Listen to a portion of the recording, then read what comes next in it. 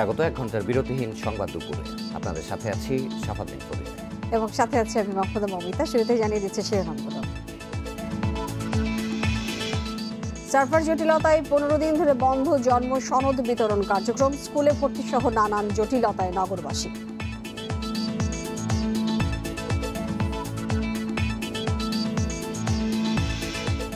আধুনিকায়নের নামে ঢাকা বিশ্ববিদ্যালয় টিএসসি স্বকীয়তা নষ্টের বিপক্ষে শিক্ষার্থীরা, ঝুলে আছে সিদ্ধান্ত।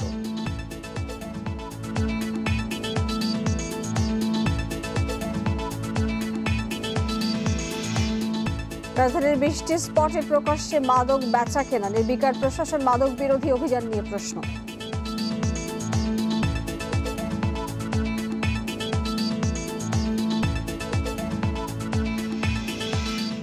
সরকারি কর্মকর্তার সঙ্গে ঔদ্ধত্যপূর্ণ আচরণে অনুতপ্ত নন এমপি বাহার, ক্ষুব্ধ পরিবেশবাদীরা, শাস্তি দাবি।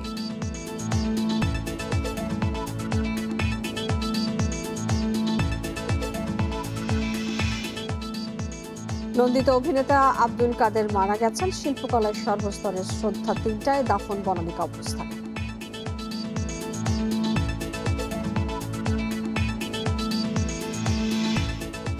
বিরতিহীন সংবাদ দুপুরে আপনাদের এতক্ষণ শিরোনাম বলছিলাম, এবারে জানিয়ে দিচ্ছি পুরো খবর। সার্ভার জটিলতায় 15 দিন ধরে বন্ধ জন্ম সনদ দেয়া, এতে ছেলে মেয়েদের স্কুলে ভর্তি সহ নানা প্রয়োজনে নিবন্ধন করতে পারছেন না নগরবাসী। সিটি কর্পোরেশন বলছে মূল সার্ভারের সমস্যা থাকায় সেবা দিতে পারছেন না তারা। এদিকে কবে নাগাদ সার্ভার ঠিক হবে এর কোনো উত্তর দিতে পারছে না এর দায়িত্বে থাকা রেজিস্ট্রার জেনারেল অফিস।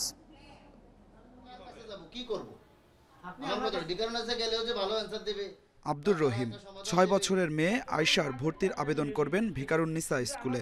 এজন্য লাগবে সন্তানের জন্ম নিবন্ধন। তবে 4 দিন ধরে মহাখালীর আঞ্চলিক অফিসে ঘুরে হয়রান হয়েছেন, মেলেনি সনদ। অ্যাপ্লিকেশনের সময়টা যেন আরও 7 দিন বা 10 দিন বাড়াই দেওয়া হয়। আর করোনাকালীন সময়ে আমরা জীবনে ঝুঁকি নিয়ে সব সময় চলাফেরা করতেছি এই জিনিসটার জন্য, কিন্তু কোনো সুরাহা হচ্ছে না। একই অবস্থা ঢাকা উত্তর ও দক্ষিণ সিটি কর্পোরেশনের কয়েক হাজার অভিভাবকের।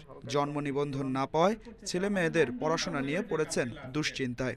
বাচ্চার বয়স তো 6 বছর, অন্য বছর ভর্তি না করতে পারি এই বার্থ সার্টিফিকেটের জন্য, তো সামনে তো আমার আবার সমস্যা হয়ে দাঁড়াবে। আমার এই যে সার্ভারের সমস্যার কারণে যে আমি পাচ্ছি না, তাহলে এইটার জবাবটা আমাকে কে দিবে? সিটি কর্পোরেশন বলছে 15 দিন ধরেই প্রকট সার্ভার জটিলতা, পুরোপুরি বন্ধও ছিল কয়েক দফা। পরিস্থিতি সামাল দিতে 24 ঘন্টায় খোলা রাখা হয়েছে নিবন্ধন শাখা। বন্ধ ছিল একদিন, তারপরে দেখা যাচ্ছে যে অনেক সময় দেখা যাচ্ছে স্লো হয়ে যাচ্ছে বা অনেক সময় পাচ্ছে না, বা আমরাও কিন্তু এই কারণে এক্সট্রা সময় যেটা আমরা বলি অফিসের বাইরেও সেই সময়টা কিন্তু আমরা দিচ্ছি যাতে জনগণ সার্ভিসটা পেতে পারে। করোনার কারণে বেশ কয়েক মাস জন্ম নিবন্ধনের আবেদন করতে পারেননি অভিভাবকরা, আর সে চাপ যখন বেড়েছে তখনই দেখা দিয়েছে এই জটিলতা। এ অবস্থায় কাউন্সিলরদের আহ্বান, স্কুলগুলো যেন নাগরিক সনদেই আপাতত ভর্তির সুযোগ দেয়। স্কুলের আমাদের নাগরিকত্ব সার্টিফিকেট অথবা আমরা আমাদের প্যাডে লিখিতভাবে আমরা দিয়ে দিব, আপনারা এটা নিয়ে তাদেরকে ভর্তি করবেন এবং তাদের উপর যেন কোনো মানসিক এবং পেশার মেন্টাল চাপ না পড়ে, এদিকটা আপনারা অবশ্যই খেয়াল রাখবেন। সময় যদি একটু বৃদ্ধি করা যায় তাহলে আমাদের যে সকল প্যারেন্টস রয়েছে তারা হয়রানির শিকার কম হবে এবং তাদের বাচ্চাগুলোর ভর্তির ব্যাপারে তারা একটা ভালো একটা সুযোগ আমার মনে হয় তাদেরকে দেওয়া উচিত। জন্ম নিবন্ধনের এই সার্ভার নিয়ন্ত্রণ করা হয় রেজিস্ট্রার জেনারেল অফিস থেকে। তারা বলছে সার্ভার স্থানান্তরের জন্য এ জটিলতা দেখা দিয়েছে, তবে এ সুরাহা কবে হতে পারে বলতে পারছে না তারা।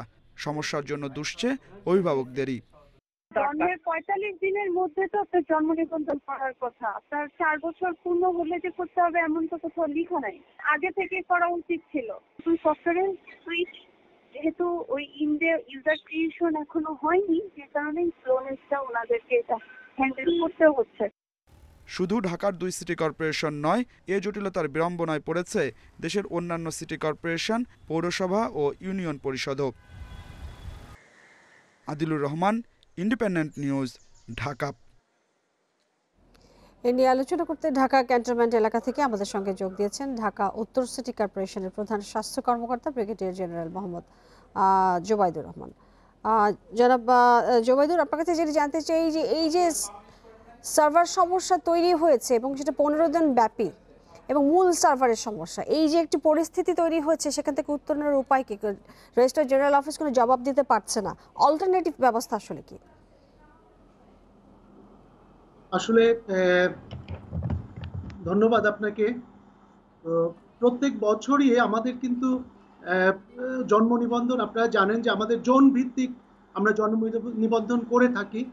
ঢাকা উত্তর সিটি কর্পোরেশনে আমাদের অঞ্চলে প্রত্যেকটা আঞ্চলিক অফিসে কিন্তু আমাদের জন্ম নিবন্ধনের অফিস আছে যেখানে এটা করা হয়ে থাকে। আর আমাদের প্রত্যেক বছরের ডিসেম্বর মাসে যেহেতু স্কুলে ভর্তির বাচ্চাদের একটা চাপ থাকে, এজন্যই এই সময়টাতে জন্ম নিবন্ধনের আপনার চাপটা একটু বেড়ে যায়। আবার জুন মাসেও আরেকটা চাপ আমরা অনুভব করি, তখন মূলত যারা স্কুল ইংলিশ মিডিয়াম স্কুলে ভর্তি হতে যায় তাদেরও আমরা একটা বাড়তি চাপ আমরা ওই সময় পাই। তো আমরা সবসময়ই আন্তরিকতা এবং দক্ষতার সাথে এই কাজটা আমরা করছি এবং এখনো এটা করা হচ্ছে। তবে মাঝে মাঝে আমাদের সার্ভারে একটু সমস্যা হওয়ার কারণে দিনের বেলায় দেখা যায় যে আপনার যেভাবে ঠিক আমাদের কাজটা যে দ্রুততার সাথে করা এটা কিন্তু একটু অবস্থায় নেই, আপনাদের কোনো অল্টারনেটিভ না থাকায় যেটা হচ্ছে একটা পুরো হ্যাং হয়ে গেছে পরিস্থিতি, এবং অনেক আসলে নিবন্ধন এবং এই জায়গাগুলোতে আসলে বাচ্চাদের ভর্তি পরীক্ষার ক্ষেত্রে প্রতি বছরই তো আপনাদের এই সমস্যার মুখোমুখি হতে হয়। আর মূল সার্ভারে যখন সমস্যা হয় তখন আপনাদের নিশ্চয়ই একটা ব্যাকআপ থাকা উচিত। তো সেক্ষেত্রে আসলে এই পরিস্থিতি বিবেচনায় রেখে আপনারা আগে থেকে কেন কোনো প্রস্তুতি নেননি? আসলে আপনি যেটা বলছেন মানে বাস্তব চিত্রটা ঠিক সেরকম নয়। আমাদের কাজ কিন্তু চলমান রয়েছে এবং আমি আমার প্রত্যেকটা অঞ্চলে আমি রেগুলার মনিটরিং করছি। আজকে সকালেও আমি মনিটরিং করেছি এবং আমার কোনো অঞ্চলেই আপনার বুধবারের পর থেকে, বুধবার বৃহস্পতিবার যারা শুধু অ্যাপ্লাই করেছে বার্থ রেজিস্ট্রেশনের জন্য তাদেরটাই আমাদের প্রসেস চলতেছে। এটা হয়তো শনিবার, আজকেও কাজ চলছে, রোববারে সকালে তারা পেয়ে যাবে। আর বুধবারের আগে কোথাও একটাও আমাদের কিন্তু পেন্ডিং নাই এ পর্যন্ত বার্থ রেজিস্ট্রেশনের জন্য, সার্টিফিকেটের জন্য। তাহলে কি আপনি বলছেন যে বুধবারের মধ্যে এই সমস্যার সমাধান হবে? না না, আমাদের সমাধান তো আছে। আমি বলছি যে গত বুধবার এবং বৃহস্পতিবার যারা অ্যাপ্লাই করেছে জন্ম নিবন্ধনের জন্য তাদেরটাই শুধু আমাদের এখন আমাদের পেন্ডিং রয়েছে, বাকি সবগুলো আমরা কিন্তু ক্লিয়ার করে ফেলেছি। বুধবারের আগের আর একটাও আমাদের কাছে কিন্তু পেন্ডিং নাই। যে কাজেই আমার কাছে মনে হয় যে এবং জি জনাব জুবাইদুর, অনেক স্কুলে আসলে ভর্তির টাইম চলে যাচ্ছে, সেক্ষেত্রে বাচ্চাদের যে এই নিবন্ধন যদি তারা না পায় তো সেক্ষেত্রে তারা অসুবিধায় পড়ছে। তারা সেক্ষেত্রে আপনারা কি ধরনের উদ্যোগ নিয়েছেন? আপনারা কি যোগাযোগ করেছেন যে এই বিষয়টাকে কিভাবে সমাধান করা যায়? কারণ ভোগান্তি তো হচ্ছে সবার। জি না, জিনিসটা আমি মাথায় রেখে কিন্তু আমরা মনিটরিং করছি। আমি পার্সোনালি ভিজিট করেছি এবং আমাদের কর্মীরা এখন পর্যন্ত কাজ করছে। গতকাল রাত্রি থেকেও তারা কাজ করেছে, সারা রাত কাজ করেছে এবং একই ব্যাপার আপনার বৃহস্পতিবার রাতেও তারা কাজ করেছে। এবং মূলত আমাদের যেহেতু দিনের বেলায় সার্ভারে একটু আমরা ঠিক কাঙ্ক্ষিত স্পিড পাচ্ছি না, যার জন্য আপনার রাত্রিতে কাজ করে আমরা আপ টু ডেট থাকার চেষ্টা করছি। এবং আপনি জানেন যে আমাদের এখানে এখন অন্যান্য সময় আমাদের নর্থ সিটি কর্পোরেশনে সর্বমোট আমরা হয়তো 700 থেকে 800 এই পরিমাণ বার্থ সার্টিফিকেট প্রতিদিন দিয়ে থাকি। আর এখন এই ডিসেম্বরে যেহেতু ভর্তি মৌসুম, এ সময় আপনার প্রতিদিন গড়ে 1500-এর মতো আমাদের বার্থ সার্টিফিকেট দিতে হচ্ছে এবং সেটা আমরা দক্ষতার সাথেই করছি। কারো হয়তো 2 দিন 3 দিন দেরি হয়েছে আপনার এই যে যেরকম ছুটি পড়ে যাওয়াতে। আদারওয়াইজ জনাব জুবাইদুর, আমরা যে প্রতিবেদন দেখেছি এবং যে পরিস্থিতি দেখেছি, কিন্তু সবাই কিন্তু ভুক্তভোগীরা কিন্তু অভিযোগ করছেন বারবার তারা এটা পোহাতে হচ্ছে তাদের এই যন্ত্রণা। সেক্ষেত্রে আসলে আপনাদের এই মুহূর্তে আপনারা কি ধরনের ব্যবস্থা নিচ্ছেন? আপনি বলছেন যেটা জানতে চাই, এটা আসলে সমাধান কবে হবে, এই পরিস্থিতি থেকে উত্তরণ কবে? কারণ ভর্তির সময় অনেক স্কুল থেকে চলে যাচ্ছে। আমাদের ইনফ্যাক্ট আমরা কিন্তু সমস্যাটা প্রকট হতেই দিচ্ছি না, প্রকট হতেই দেইনি এবং আমাদের এখানে আমরা নিরলস কাজ করে যাচ্ছে এবং আমরা সার্টিফিকেট দিয়েই যাচ্ছি। আপনারা যদি একটু সরেজমিনে গিয়ে দেখেন, যে কোনো আঞ্চলিক অফিসে গিয়ে আপনারা খোঁজ নিয়ে দেখতে পারেন যে কোথাও কিন্তু আপনার এই লাস্ট 2 ওয়ার্কিং ডেজ বুধবার এবং বৃহস্পতিবারের আগের একটাও আমার সার্টিফিকেট পেন্ডিং নাই। তো কাজেই আমার তো ডেফিনেটলি আমরা চেষ্টা করছি যে এমনকি কোনো কোনো ক্ষেত্রে আমরা জুবাইদুর, আমাদের সহকর্মী সকালবেলায় তিনি একটি অফিস থেকে তিনি লাইভ করছিলেন, প্রায় 300 পেন্ডিং এর কথা বলছিলেন। যাই হোক, আপনার কাছ থেকে আসলে যেটা আসলে একেবারে পরিপূর্ণভাবে জানতে চাই, যেহেতু এই সমস্যাটি প্রকট আকার ধারণ করেছে এবং বাচ্চারা আসলে ভর্তির বিষয়টি মাথায় রেখে আসলে গার্জিয়ানরা অনেক বেশি চিন্তিত, এই বিষয়টিকে মাথায় রেখে যদি এর মধ্যে সমাধান করতে না পারেন অল্টারনেটিভ কোনো চিন্তা আপনারা করেছেন কিনা? আমরা অল্টারনেটিভ হিসেবে সেটাই করেছি, কারণ সার্ভার তো একটা এবং পার্টিকুলারলি এগুলো পাসওয়ার্ড দেয়া আছে, যারা ওইখানে এক একটা অঞ্চলের একজনের জন্য পাসওয়ার্ডগুলো দেয়া আছে। কাজেই আমরা করছি যেটা, যে আমাদের যে ওই বার্থ রেজিস্ট্রেশনের জন্য যারা আমাদের কর্মী আছেন এবং অফিসার আছেন, তারা ওখানে সারা রাত ধরে কাজ করছেন। আপনারা যদি যে কোনো অঞ্চল আপনারা যে কোনো টাইমে আপনারা ভিজিট করলে দেখবেন যে ওখানে তারা কাজ করছে। এবং এটা আমরা নিশ্চয়ই জনাব জমিদুর, আপনারা কাজ করে সেটা শেষ করুন এবং এই ধরনের পরিস্থিতি যেন ভবিষ্যতে না হয় সেটিও আপনারা মাথায় রেখে প্রস্তুতি থাকবে, আপনাদের সেই প্রত্যাশা আমাদের। অনেক ধন্যবাদ আপনাকে আমাদের সাথে যুক্ত হবার জন্য। ঢাকা বিশ্ববিদ্যালয়ের ছাত্র শিক্ষক কেন্দ্রের সংস্কার কাজের বিষয়ে এখনও চূড়ান্ত কোনো সিদ্ধান্ত হয়নি। শিক্ষার্থীদের সঙ্গে আলোচনা করেই ঠিক করা হবে কিভাবে এটি সংস্কার কাজ হবে। এরই মধ্যে শিক্ষার্থীদের মতামত জানতে চেয়েছে বিশ্ববিদ্যালয় কর্তৃপক্ষ। বিশ্ববিদ্যালয় শিক্ষার্থীদের দাবি, স্বকীয়তা রক্ষা করেই টিএসসির সংস্কার করতে হবে। 1960 সালের শুরুর দিকে কিংবদন্তি গ্রিক স্থপতি কনস্টান্টিন ডোক্সিয়াডেস ঢাকা বিশ্ববিদ্যালয়ের টিএসসির নকশা করেন, আর 1964 সালে এটি নির্মিত হয়েছিল। এই টিএসসির সাথে মুক্তিযুদ্ধ সহ বিভিন্ন গণ আন্দোলনের ইতিহাসের অনেক স্মৃতি জড়িত। শিল্প সংস্কৃতির সূতিকাগার বলা হয় টিএসসিকে। টিএসসি যখন প্রতিষ্ঠিত হয় ঢাকা বিশ্ববিদ্যালয়ে শিক্ষার্থীর সংখ্যা ছিল ৩,৮০০, শিক্ষকের সংখ্যা ছিল ২০০। এখন বিশ্ববিদ্যালয়ে ২,০০০-এর বেশি শিক্ষক আর ৪০,০০০-এর বেশি শিক্ষার্থী আছেন, কিন্তু টিএসসি আগের মতোই আছে। এই অবস্থায় টিএসসিকে আধুনিকায়ন করার উদ্যোগ নেওয়া হয়। টিএসসিতে সাংস্কৃতিক কার্যক্রম পরিচালনার জন্য কক্ষ, ব্যায়ামাগার, ক্যাফেটেরিয়া, শিক্ষক মিলনায়তন, গাড়ি পার্কিংয়ের জন্য ৩ তলা বিশিষ্ট স্থান, অতিথি কক্ষ সহ বেশ কিছু আধুনিক সুবিধা রাখার পরিকল্পনা করা হয়েছে। নতুন অবয়বে টিএসসিতে 3টি মিলনায়তন থাকবে, যেগুলোর একটিতে প্রায় ১,৫০০ ও অন্য দুটির প্রতিটিতে ৩০০ জনের ধারণ ক্ষমতা থাকবে।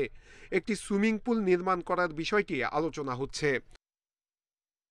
কর্তৃপক্ষ বলছে, শিক্ষার্থী সহ সব মহলের মতামত নিয়েই সংস্কার করা হবে। আমরা আমাদের শিক্ষক এবং শিক্ষার্থীদের মতামত টিএসসির বিষয়ে আমরা নিব এবং সেই মতামত নিয়ে আমরা পাবলিক ওয়ার্কস ডিপার্টমেন্টকে আমাদের মতামতের বিষয়টি জানাবো। বিশ্ববিদ্যালয়ের শিক্ষার্থীরা বলছেন, টিএসসির আধুনিকায়ন প্রয়োজন, কিন্তু কোনোভাবেই যাতে এর স্বকীয়তা নষ্ট না হয়। ঢাকা বিশ্ববিদ্যালয় এবং টিএসসির যে ঐতিহ্য, সেটা অটুট রেখেই হয়। টিএসসি যাতে বিশ্ববিদ্যালয়ের কোনো অবিবেচনা প্রসূত সিদ্ধান্তের বলি না হয়, সেটাই আমাদের কাম্য। এটাকে ভাঙা উচিত হবে না, বিশ্ববিদ্যালয় উচিত এটাকে সংরক্ষণ করা। ছাত্র প্রতিনিধিরাও বলছেন একই কথা। ঐতিহ্য, নান্দনিকতা এবং আধুনিকতার সমন্বয় করে আমাদের একটি নতুন টিএসসি তারা উপহার দেবেন এবং অবশ্যই বর্তমান যে এটির যে স্থাপত্যগত সৌন্দর্য, এটির যে খোলা পরিসর, সেটি অক্ষুণ্ণ রাখতে হবে। ঢাকা বিশ্ববিদ্যালয়ের চাহিদা অনুযায়ী কাজটি মূলত করবে গণপূর্ত অধিদপ্তর। নূরে আলম, ইন্ডিপেন্ডেন্ট নিউজ, ঢাকা। টিএসসির সংস্কারের বিষয়ে আলোচনা করতে আমাদের সাথে যুক্ত হবেন ঢাকা বিশ্ববিদ্যালয়ের শিক্ষা ও গবেষণা ইনস্টিটিউটের অধ্যাপক নূরে আলম সিদ্দিকী। জনাব নূরে আলম সিদ্দিকী, আপনাকে স্বাগত বিরোধীহীন সংবাদ দুপুরে। শুরুতে যে বিষয়টা জানতে চাই, টিএসসির যে সংস্কার কার্যক্রম নতুনভাবে করার উদ্যোগ নেওয়া হয়েছে, তো এই বিষয়ে যারা শিক্ষার্থীরা রয়েছেন তাদের সাথে কি আলোচনার যে ব্যবস্থাটা সেটি করা হয়েছে কিনা এবং আপনারা বিষয়টিকে কিভাবে দেখছেন? প্রথমত আসলে উদ্যোগটি গ্রহণ হয়েছে, এটি নিঃসন্দেহে প্রয়োজন ছিল। শিক্ষক এবং শিক্ষার্থী উভয় পক্ষের সাথেই আলোচনার উদ্যোগটি এখন নেওয়া হয়েছে। আপনারাও যদি বিশ্ববিদ্যালয়ের ওয়েবসাইটে যান তাহলে দেখবেন যে এখন একটি উদ্যোগ নেওয়া হয়েছে, শিক্ষক এবং শিক্ষার্থী উভয় পক্ষই মতামত প্রদান করতে পারবেন। তো সেই মতামতের ভিত্তিতে আমি আশা করছি যে একটি আধুনিক নান্দনিক একটি টিএসসি উপহার দেবেন কর্তৃপক্ষ এবং সরকার। ইতিমধ্যে বললেন যে সরকারই আসলে এই মূল কাজটি পালন করবে, গণপূর্ত অধিদপ্তর।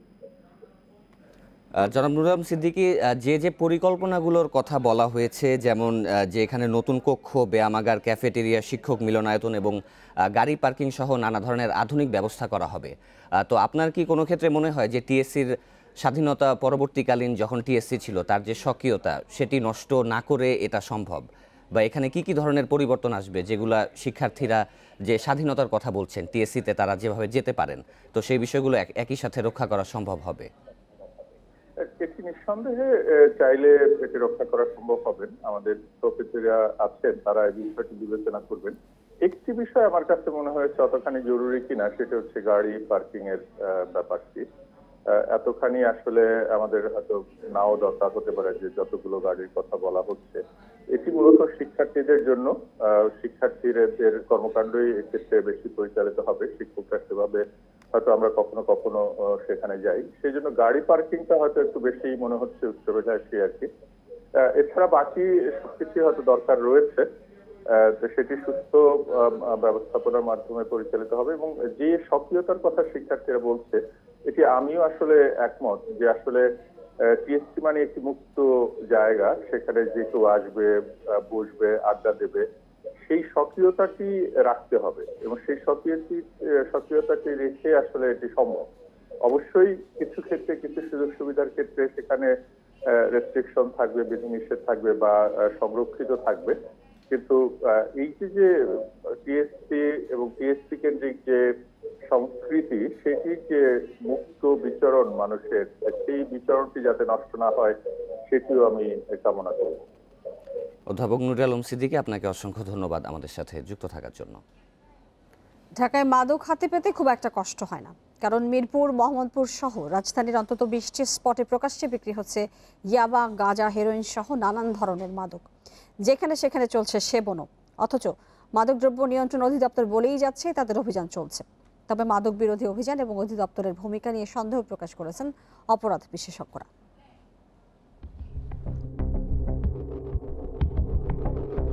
বেলা 12টা, রাজধানীর হাতিরঝিল এলাকা।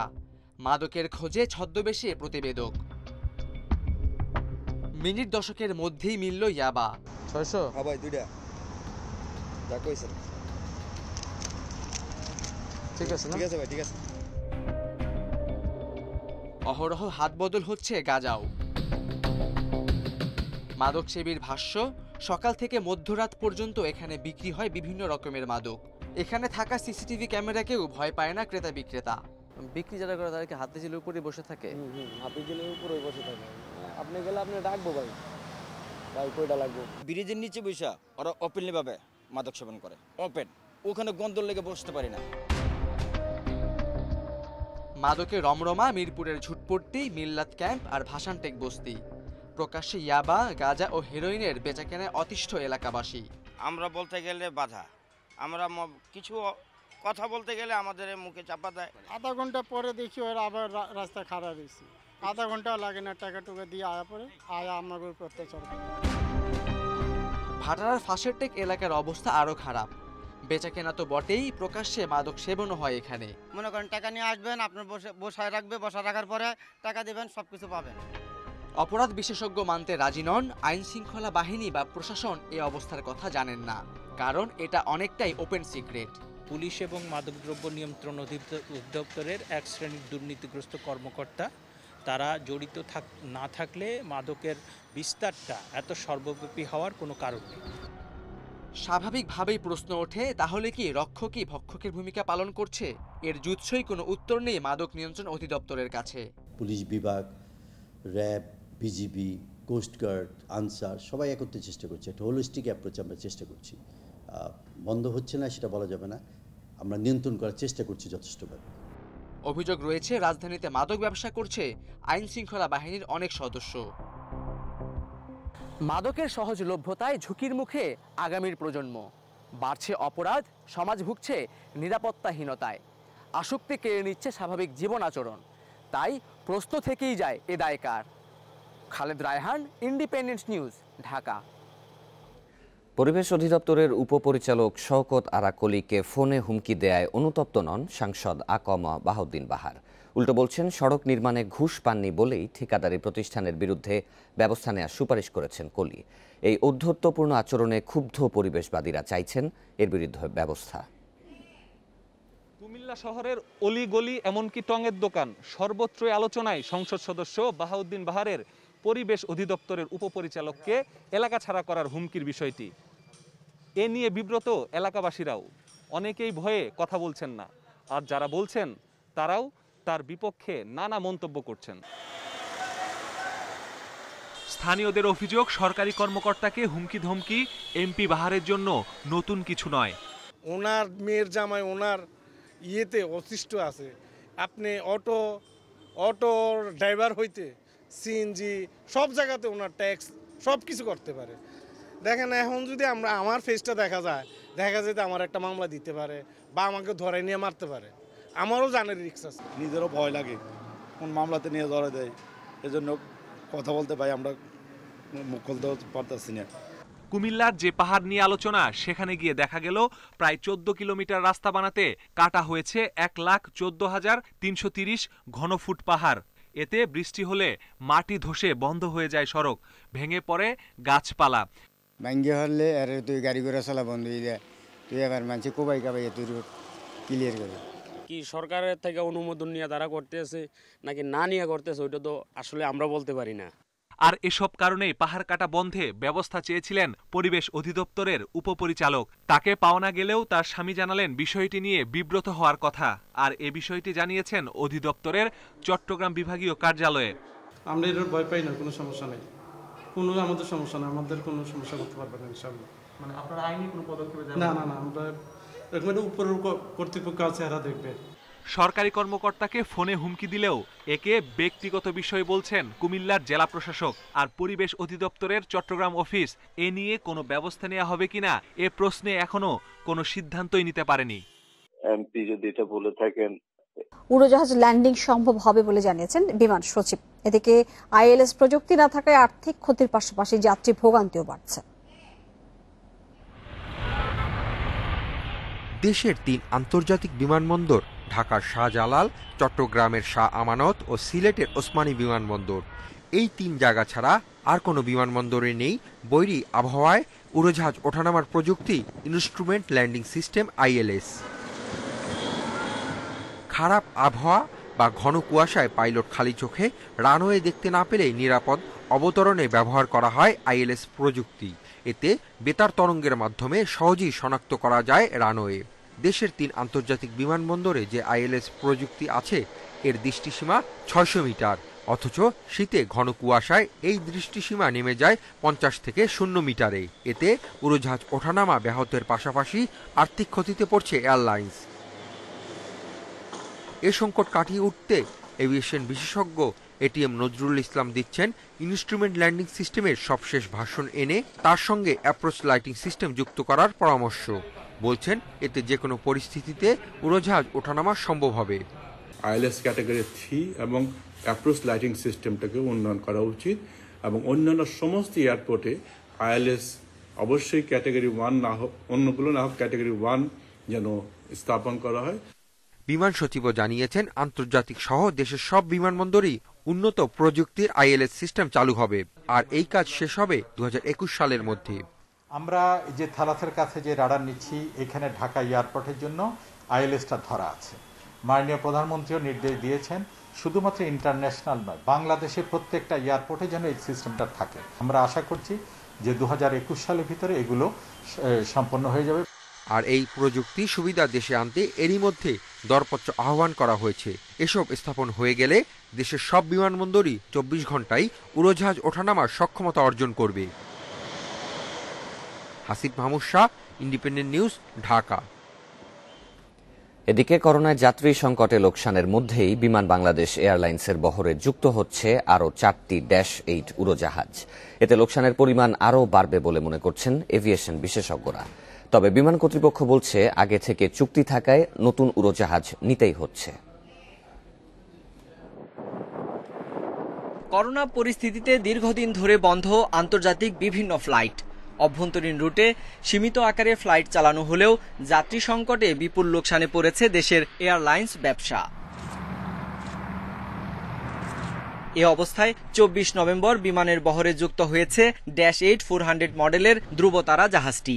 সেই সঙ্গে লিজ নেয়া হংস মিথুনও কিনে নিয়েছে বিমান। এছাড়া জানুয়ারি ফেব্রুয়ারিতে যুক্ত হচ্ছে আকাশতরী ও শ্বেতবলাকা। এই যে London flight, Toronto flight, Bangkok flight, Tokyo flight, এগুলোর সাথে 2 থেকে 4 ঘন্টার মধ্যে কানেক্টিভিটি পেত, ফলে ঢাকা একটা হাব হিসেবে অপারেট হতো। কিন্তু কোভিডের কারণে সেটা তো করা যায় নাই। এভিয়েশন বিশেষজ্ঞরা বলছেন, করোনার লোকসানের মধ্যে এই মুহূর্তে উড়োজাহাজগুলো দেশে আনা ঠিক হচ্ছে না, এতে লোকসান আরো বাড়বে বলছেন তারা। যদি সম্ভাবনা বা কোনো রুল থেকে থাকতো তবে সেটা ডিলে করাতে পারতো, যেমন তারা সাপ্রেদিতে ডিলে করেছে করোনার কারণে, ঠিক তেমনি করোনার কারণে আর কিছুদিন পরে রিলেও পারতো। তবে বিমান কর্তৃপক্ষ বলছে 2018 সালে অর্ডার দেয়া বিমানগুলো বুঝে নেওয়ার সময় হওয়ায় নিতে হচ্ছে তাদের। এটা আগের পরিকল্পনা অনুযায়ী আসছে, তবে হ্যাঁ আমরা যেমন বিকল্প এখন ইন্টারন্যাশনাল না হলে যেমন ডোমেস্টিক আমরা নতুন শুরু করেছি সিলেট, কক্সবাজার, আমরা আবার হয়তো কিছুদিন পরে আমরা অন্য যশোর এবং চিটাগাংয়ের মধ্যে যশোর, চিটাগাং, সিলেট এই ফ্লাইটগুলো আমরা শুরু করব। লোকসান কমাতে বিমানগুলো বসিয়ে না রেখে অভ্যন্তরীণ রুটে চালানোর পরামর্শ বিশেষজ্ঞদের। Sohel Rana, independent news, Dhaka. জনপ্রিয় অভিনেতা আব্দুল কাদের আর নেই। সকাল 8:20 রাজধানীর এভার কেয়ার হাসপাতালে চিকিৎসাধীন অবস্থায় তিনি মারা গেছেন। ক্যান্সারে আক্রান্ত ছিলেন তিনি। বাদ মাগরিব বনানী কবরস্থানে তাকে দাফন করা হবে। হুমায়ুন আহমেদের কোথাও কেউ নেই নাটকে বদি চরিত্রে অভিনয় করে ব্যাপক পরিচিতি পাওয়া আব্দুল কাদেরের অভিনয় জগতের শুরুটা রবীন্দ্রনাথ ঠাকুরের ডাকঘর নাটক দিয়ে। এ মাসের শুরুতে গুরুতর অসুস্থ হয়ে পড়লে চিকিৎসার জন্য নেওয়া হয় ভারতের চেন্নাইয়ের সিএমসি হাসপাতালে। ধরা পড়ে ক্যান্সার। শারীরিক অবস্থা খারাপ থাকায় দেওয়া যায়নি কেমোথেরাপি। ঢাকায় এনে ভর্তি করা হয় এভার কেয়ার হাসপাতালে। 21 ডিসেম্বর পরীক্ষায় জানা যায় করোনায় আক্রান্ত তিনি। চিকিৎসাধীন অবস্থায় হাসপাতালে শেষ নিঃশ্বাস ত্যাগ করেন। উনি আজকে সকাল 8:20 শেষ নিঃশ্বাস ত্যাগ করেন। আমরা ওনাকে নিয়ে মিরপুর ডিএইচএস বাসাতে যাব প্রথমে, তারপরে ওখানে আমরা জানাজা কমপ্লিট করে বাদ মাগরিব জানাজার পর আব্দুল কাদেরের শেষ ঠিকানা হবে বনানী কবরস্থানে মায়ের কবরে। তার আগে সহকর্মী, ভক্তসহ সর্বস্তরের মানুষের শ্রদ্ধা জানানোর জন্য বিকাল 3টায় তার মরদেহ নেওয়া হবে শিল্পকলা একাডেমিতে। 3:30 এরকম বাজবে ওনাকে নিতে। ওখান থেকে আমরা বনানী কবরস্থানে তাকে দাফনের চিন্তা ভাবনা করেছি, তার মায়ের কবরে, তাই না? তার মায়ের কবরে তাকে দাফনের চিন্তা ভাবনা আমাদের করা হয়েছে। সবাই দোয়া করবেন ওনার জন্য। উনি খুব ভালো মানুষ ছিলেন, সৎ মানুষ ছিলেন। আমার বাবা হিসাবে উনি খুব অতুলনীয় ছিল, খুব ভালো ছিলেন। তার মৃত্যুতে দেশের সাংস্কৃতিক অঙ্গনে নেমে এসেছে শোকের ছায়া। Bon Ibne Kamal, independent news, Dhaka. গুলিস্তানের সুন্দরবন স্কয়ার সুপার মার্কেটে নকশা বহির্ভূত দোকান উচ্ছেদে অভিযান চলছে। উচ্চ আদালতের নির্দেশের পর দ্বিতীয় দিনের মতো উচ্ছেদ অভিযান চালাচ্ছে সিটি কর্পোরেশন। এ বিষয়ে আরও জানাতে সেখান থেকে যুক্ত হয়েছেন সহকর্মী আদিলুর রহমান। আদিলুর, এই উচ্ছেদ অভিযানটি ঠিক কখন থেকে শুরু হয়েছে এবং সেখানকার এখনকার অবস্থা কেমন, এবং যে যে দোকানগুলো উচ্ছেদ করা হয়েছে সেই দোকানের যারা রয়েছেন তারা কি বলছেন?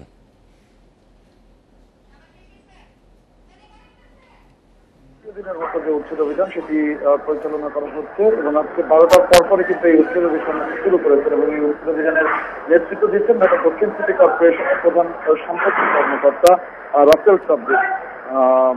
আপনাকে জানিয়ে রাখি যে প্রথম দিন যখন এই উচ্ছেদ অভিযানটি শুরু হলো তার পরপরই ব্যবসায়ীরা উচ্চ আদালতে একটি রিট করেছিলেন যে দোকান বৈধতার কথা বলে, এবং তখন কিন্তু আসলে প্রথমে উচ্চ আদালত স্থগিতাদেশ দিয়েছিল, পরে সিটি কর্পোরেশনের পক্ষ থেকে আপিল করা হয় এবং সেই আপিলে কিন্তু আবার বলা হয় যে এই যে অবৈধ দোকানগুলো বা নকশা বর্জিত যে দোকানগুলো সেই দোকানগুলো উচ্ছেদে কোনো বাধা নেই। তবে আমরা আজকেও দেখেছি কয়েকজন ব্যবসায়ী তারা বেসমেন্টের বেশ কিছু দোকানে উচ্চ আদালতের যে স্থগিতাদেশ তেমন একটি কাগজ নিয়ে কিন্তু তারা ঘুরছেন, গণমাধ্যমের তারা সেটি দেখাচ্ছেন এবং তাদের বক্তব্য যে তারা সেই কাগজটি সিটি কর্পোরেশনকেও দেখানোর চেষ্টা করেছিলেন, কিন্তু সিটি কর্পোরেশন সেটি আমলে নেয়নি।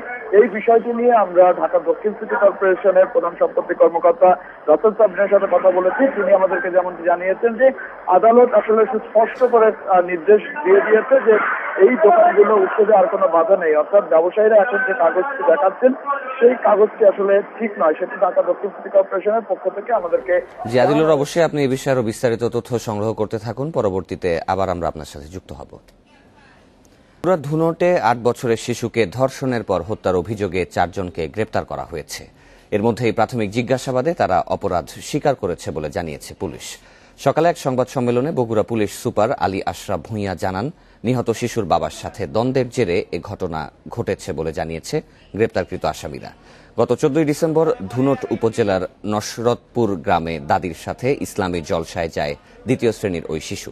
সেখান থেকে হারিয়ে যায় শিশুটি। পরে রাতে টেকনিক্যাল কলেজ থেকে তার ক্ষতবিক্ষত মরদেহ উদ্ধার করা হয়। পরদিন ধুনট থানায় মামলার প্রেক্ষিতেই গ্রেপ্তার করা হয় একই গ্রামের শামীম রেজাকে। তার দেয়া তথ্য অনুযায়ী পরে বাপ্পি, কামাল ও লাবলুকে গ্রেপ্তার করা হয়।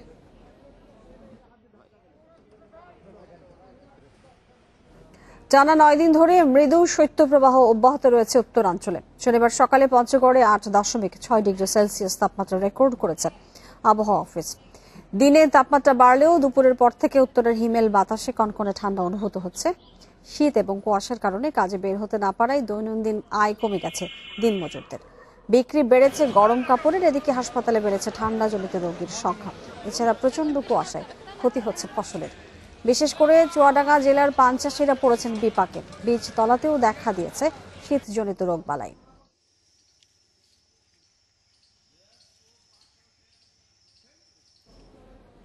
নিম্নবিত্ত পরিবারের অসচ্ছল ছাত্রীদেরকে সহায়তার নামে অনৈতিক প্রস্তাব দেওয়ার অভিযোগ উঠেছে রাজধানীর IPH স্কুল অ্যান্ড কলেজের পরিচালনা পর্ষদের চেয়ারম্যান AKM জসিমউদ্দিনের নামে। সেই সঙ্গে প্রতিষ্ঠানের নানা অনিয়ম করছেন তিনি। এসব বিষয়ে প্রতিবাদ করলেই নির্যাতন চালানো হয় বলে অভিযোগ ভুক্তভোগীদের। রাজধানীর মহাখালীর IPH স্কুল অ্যান্ড কলেজটিতে বেশিরভাগ নিম্নবিত্ত পরিবারের শিক্ষার্থীরা পড়াশোনা করেন। অভিযোগ উঠেছে অনেকে ফি দিতে না পারলে সেই সুযোগ নেয়ার চেষ্টা করেন পরিচালনা পর্ষদের চেয়ারম্যান AKM জসিমউদ্দিন। বিশেষ করে ছাত্রীদের অনৈতিক প্রস্তাব দেওয়ার অভিযোগ উঠেছে। আমি সামনে জিএসসি পরীক্ষা দেব, আপনি যদি এরকম করেন কিভাবে পরীক্ষাটা দেব? আপনি আমার পাশে থাকবেন তো আপনার পাশে আমি থাকবো।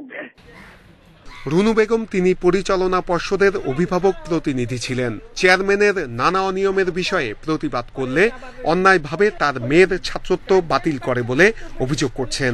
পরবর্তীতে আদালতের রায়ে তার মেয়ে ছাত্রত্ব ফিরে পান, কিন্তু রুনুর উপরে বেশ কয়েকবার হামলার চেষ্টা করা হয়। এখনো হুমকি ধামকি দেয়া হচ্ছে বলে অভিযোগ তার। হ্যাঁ, আমার এখনো মাঝে মধ্যে হুমকি ধামকি দেয়, মানুষ দিয়ে পাঠায় বলে। ওইবার আমি যদি ঘরের ভিতরে না থাকতাম আসলে ওই দিনকে আমার যে কোনো একটা কিছু করে যেত। কলেজ শাখায় পর্যাপ্ত শিক্ষার্থী না থাকা সত্ত্বেও একটি নতুন ভবন তৈরি হচ্ছে। অভিযোগ উঠেছে বিনা দরপত্রে এই ভবন নির্মাণ করা হচ্ছে। প্রতিষ্ঠানের আর্থিক খরচের কোনো জবাবদিহিতা নেই, অবৈধ বিদ্যুৎ লাইন ব্যবহার করা হচ্ছে। সেই সঙ্গে স্বাক্ষর জালিয়াতি করে AKM জসিমউদ্দিন চেয়ারম্যান পদে বসেছেন বলে অভিযোগ উঠেছে। কেউ এর প্রতিবাদ করলেই তার উপর নিপীড়ন চালান চেয়ারম্যান, বলছেন ভুক্তভোগীরা। আমি নিজে বিচ্ছি, আপনি যদি তাদের যে কমিটি আমরা যে মেম্বার, এই মেম্বারের লোককে ভদ্রলোককে মরবে না তার পর্যন্ত বাইরের লোক মানে। জনপ্রতিনিধিরাও বিষয়টি জানেন, কিন্তু জসিমউদ্দিনের প্রভাবের কারণে কোনো ব্যবস্থা নেওয়া যায় না। তারা এর সুষ্ঠু বিচার দাবি করেন। শিক্ষা মন্ত্রণালয়েও দেয়া হয়েছে এসব অভিযোগ। উনি গভর্নমেন্ট বোর্ডে এর আগেও একটা গভর্নমেন্ট বোর্ডে ছিলেন, মহাখালী মডেল স্কুল, ওইটাকেও সে কিন্তু নষ্ট করে দিয়ে গেছে। সেম জিনিস এই IP স্কুলে আজকে 10-12 বছর দেশ চালাচ্ছে, সে মনোপলি, ওখানে কাউকে হিসাব দিবে না। এদিকে চেয়ারম্যান জসিমউদ্দিন এসব অভিযোগকে ষড়যন্ত্র বলছেন। তদন্ত হবে, দেখবে, তদন্ত হলে আমি অপরাধী হলে আমার পানিশমেন্ট হবে, অসুবিধা কি? শিক্ষা মন্ত্রণালয় বলছে অভিযোগের বিষয়ে তদন্ত করা হবে।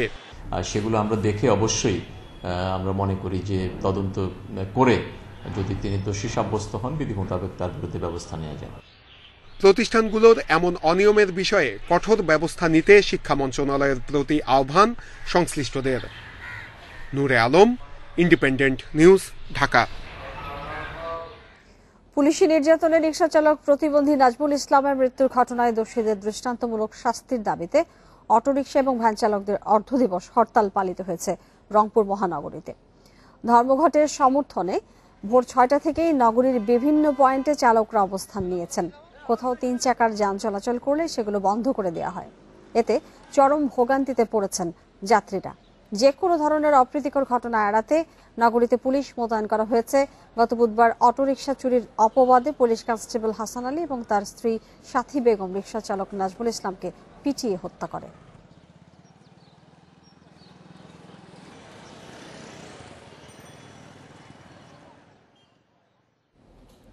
গাজীপুরে বকেয়া বেতন পরিশোধের দাবিতে টানা তৃতীয় দিন সড়ক অবরোধ করে বিক্ষোভ করছে স্টাইল ক্রাফটস লিমিটেড পোশাক কারখানা শ্রমিকরা। সকাল থেকে ঢাকা জয়দেবপুর ৩ সড়ক এলাকায় বিদ্যুতের খুঁটি ফেলে রাস্তা বন্ধ করে আন্দোলন করছে তারা। শ্রমিকদের অভিযোগ, ওই কারখানায় গত সেপ্টেম্বর ও অক্টোবরে 65% বেতন দেওয়া হয়েছে। নভেম্বরের বেতন দেওয়ার একাধিক তারিখ দিলেও কারখানা কর্তৃপক্ষ তা পরিশোধ করেনি। এ অবস্থায় বকেয়া পাওনা পরিশোধের দাবিতে কারখানা শ্রমিকরা বৃহস্পতিবার বিকেল থেকে প্রতিবাদ করছে। এদিকে রাস্তা বন্ধ হওয়ায় দুর্ভোগ কমাতে বিকল্প পথ দিয়ে যান চলাচল সচল রেখেছে আইনশৃঙ্খলা রক্ষাকারী বাহিনী।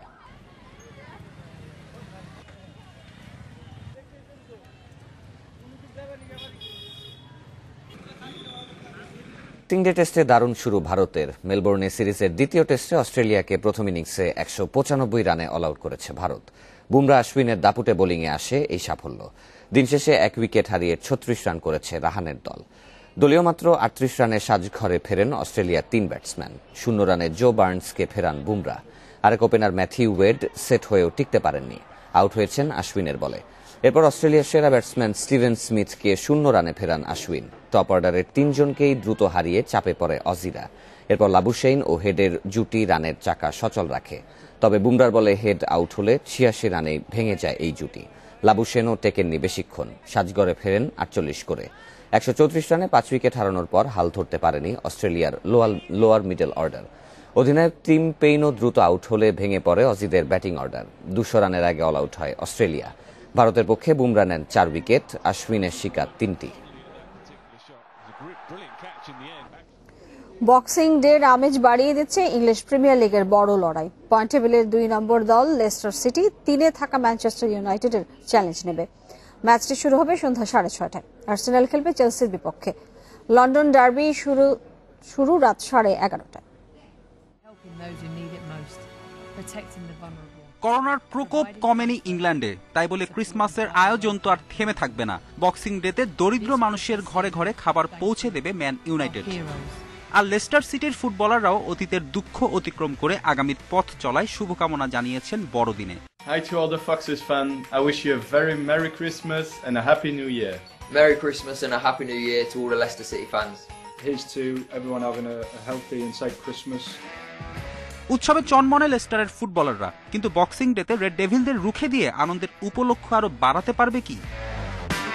চলতি মৌসুমে আলো ছড়াচ্ছে ম্যান ইউনাইটেড। সুলশায়ারের দলের আরো এক ধাপ এগিয়ে যাওয়ার সুযোগ। লেস্টারকে হটিয়ে 2 নম্বর জায়গাটা দখল করে নিতে জয়ে চোখ। ভরসা যোগাচ্ছে সাম্প্রতিক রেকর্ড। চলতি মৌসুমে প্রতিপক্ষের মাঠে ওদের শতভাগ জয়। ম্যাচের শুরুটা ভালো করা জরুরি। লেস্টারকে লিড নিতে দেয়া যাবে না। যে কোনো ম্যাচে প্রথম গোলটা গুরুত্বপূর্ণ। ম্যাচ জুড়ে আধিপত্য ধরে রাখতে চায়। লেস্টারের অ্যাওয়ে রেকর্ডও এই মৌসুমে দুর্দান্ত। হোম ভেন্যুর চেয়ে দ্বিগুণ পয়েন্ট ফক্সরা অর্জন করেছে অ্যাওয়ে ভেন্যু থেকে। যদিও রেকর্ডকে বুড়ো আঙ্গুল দেখিয়ে ঘরের মাঠের সুবিধা নিতে চাইবে ব্র্যান্ডন রজার্সের দল। লেস্টারের জন্য সবচেয়ে বড় অনুপ্রেরণা জেমি ভার্ডির ফিরে আসা। চোট কাটিয়ে একাদশে ফিরছেন ভার্ডি। আরেক বড় ম্যাচে আর্সেনাল চেলসি লড়াই। ঐতিহ্যের বিচারে বড় দ্বৈরথ, কিন্তু বর্তমান আর্সেনাল কতটা উত্তাপ ছড়াতে পারবে লন্ডন ডার্বিতে? মিকেল আর্তেতার দলের অবস্থান 15 নম্বরে, 14 ম্যাচে পয়েন্ট মাত্র 14। অন্যদিকে ডিসেম্বরের আগ পর্যন্ত শীর্ষে থাকার দৌড়ে ভালো মতোই বড় দ্বৈরথ। কিন্তু বর্তমান আর্সেনাল কতটা উত্তাপ ছড়াতে পারবে লন্ডন ডার্বিতে? মিকেল আর্তেতার দলের অবস্থান 15 নম্বরে, 14 ম্যাচে পয়েন্ট মাত্র 14। অন্যদিকে ডিসেম্বরের আগ পর্যন্ত শীর্ষে থাকার দৌড়ে ভালো মতোই ছিল চেলসি, তবে শেষ 3 ম্যাচের 2টি হেরে ব্যাকফুটে ল্যাম্পার্ডের দল, অবস্থান এখন 5 নম্বরে। যখন ফুটবলার ছিলাম খুব জমজমাট ছিল এই লড়াই। আর্সেনাল তখন অনেক শক্ত প্রতিপক্ষ ছিল।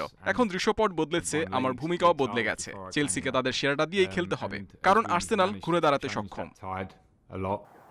চোট কাটিয়ে অবামেয়াং ফিরতে পারেন আর্সেনাল একাদশে, তবে হ্যামস্ট্রিং ইনজুরি না সারায় হাকিম জিএচকে পাচ্ছে না চেলসি।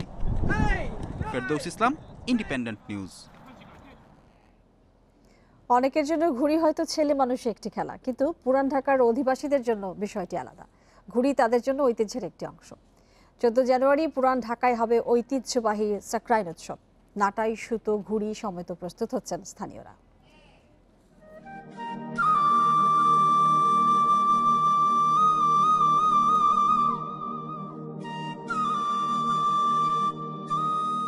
বহুদূর গিয়ে যেসব ঘুড়ি আর ফেরে না, তারা কোথায় হারায়?